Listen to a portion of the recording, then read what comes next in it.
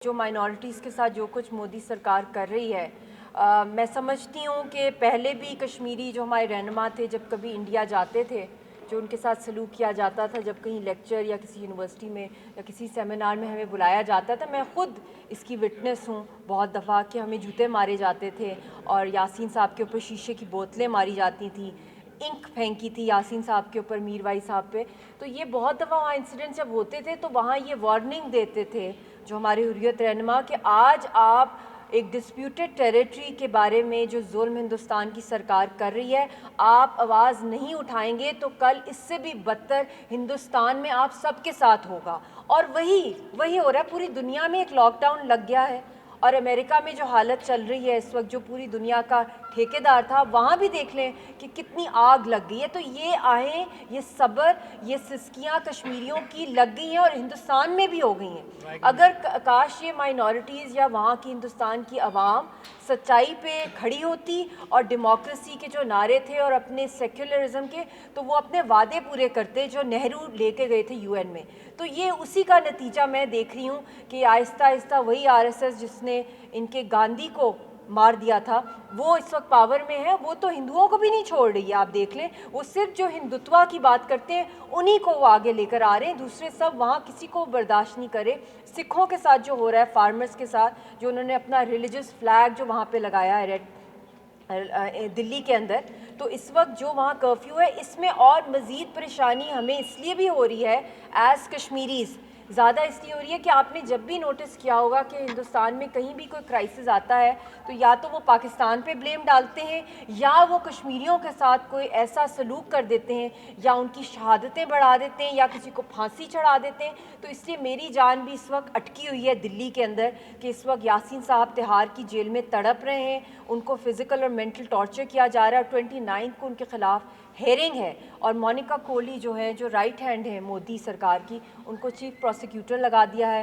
اسی طرح میں کہوں گی کہ آسیہ اندرابی صاحبہ جو ہیں وہ اس وقت سخت علیل ہیں، وہ تہاڑ کی جیل میں ہیں. میدا صوفی صاحبہ جو ہیں وہ بھی بہت بیمار ہیں، ان کے خلاف بھی جھوٹے مقدمے ہیں، شبیر شاہ صاحب کے خلاف. مگر یاسین صاحب کا معاملہ زیادہ ڈسٹربنگ اس لیے ہے کیونکہ ان کو ڈیتھ سیل میں رکھا ہوا ہے. تو وہی ڈیتھ سیل جہاں افضل گرو کو بھی پھانسی دی گئی تھی اور مقبول بٹ شہید کو بھی.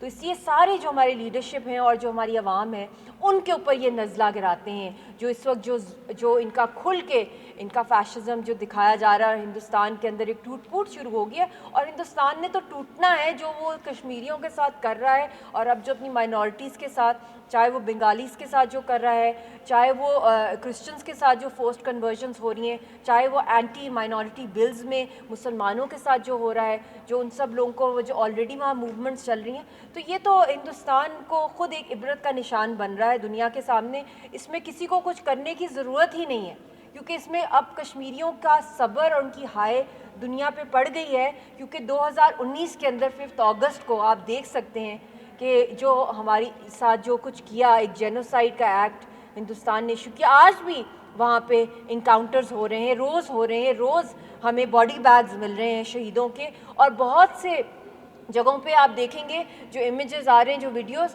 کہ وہاں پہ جو جوان لڑکوں کو غائب کر دیا گیا، لڑکیوں کو، اور ان کی ڈیڈ باڈیز نہیں دی جا رہی. ان کے ماں باپ نے قبریں کھودی ہوئی ہیں کہ اس میں انہوں نے دفنانا ہے اور لاشیں نہیں مل رہی شہیدوں کی. تو یہ ظلم کا عالم ہے. تو ایک اللہ تعالیٰ کا بھی قانون ہے. بے شک یہ بہت بڑی آرمی ہے ہندوستان کی، بڑے ویپنز ہیں ان کے پاس، مگر اللہ تعالیٰ نے جو عذاب ان کو اب ڈالا ہے وہ کوئی باہر کی طاقت نہیں ڈالی، اندر سے آگ. اب سکھوں کو کیا یہ اپنی آرمی سے نکالیں گے؟ کیا اپنی بیوروکریسی سے نکالیں گے؟ کیا اپنی پالیٹکس سے نکال سکتے ہیں؟ اور اسی طرح دوسری بھی مائنورٹیز ہیں وہ اٹھ رہی ہیں. تو یہ ان کو اپنا خود کا جو انہوں نے اپنی قبر کھودی ہے، یہ اسی میں خود گرے. اور جو وہی جو مودی سرکار جو کشمیریوں کو ڈیتھ سیلز کے اندر اور ٹارچر سیلز کے اندر ڈالتا تھا، یہ عبرت کی نشان نہیں ہے کہ خود اس کو بنکر میں چھپنا پڑا دلی کے اندر. وہ خود ہمیں قیدوں میں ڈالتا تھا، اس وقت خود ہی بند ہوا ہوا ہے، باہر نہیں نکل سکتا، شکل نہیں دکھا سکتا جو اس نے ہندوستانیوں کے ساتھ کیا. مگر ہندوستانیوں نے بھی اچھا نہیں کیا کشمیریوں کے ساتھ. وہ چپ رہے، وہ سمجھتے رہے کہ جی یہ ہمارا، ہم نے تو قبضہ کیا ہے، ہم یہاں سیف ہیں. تو دیکھ لیں آج کوئی ہندوستانی بھی سیف نہیں ہے.